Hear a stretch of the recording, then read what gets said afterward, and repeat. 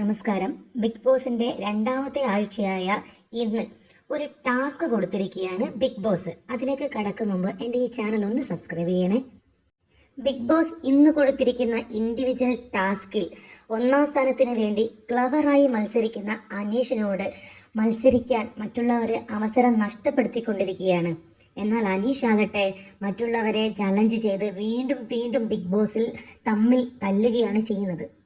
അവസരങ്ങൾ നഷ്ടപ്പെടുത്താതെ അനീഷ് മറ്റുള്ളവരുടെ മേൽ എനിക്ക് ഒന്നാം സ്ഥാനം വേണം എന്ന് വാശി പിടിച്ചുകൊണ്ട് മത്സരിക്കുക തന്നെയാണ് ചെയ്യുന്നത്.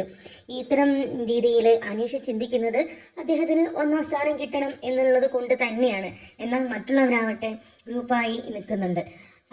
പ്രത്യേകിച്ച് ബിഗ് ബോസ് പറയുന്നുണ്ട് ഇൻഡിവിജ്വലായിട്ട് കളിക്കാനുള്ള ടാസ്ക്കാണ് ഇത് എന്ന്.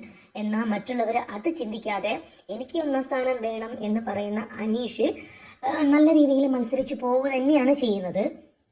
ഇത്തരത്തിൽ വെച്ച് നോക്കുകയാണെങ്കിൽ ബിഗ് ബോസിലെ നല്ലൊരു ഗെയിമർ തന്നെയാണ് അനീഷ്. എന്നാൽ അനീഷിന് ഈ ഒരു ടാസ്കിൽ ചെറിയൊരു അബദ്ധം പറ്റിയതായിട്ട് കാണുന്നുണ്ട്.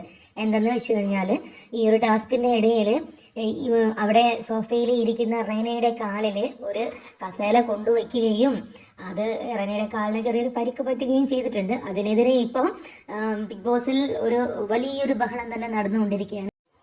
കൂടുതൽ അപ്ഡേറ്റുമായി വീണ്ടും വരാം. Thank you.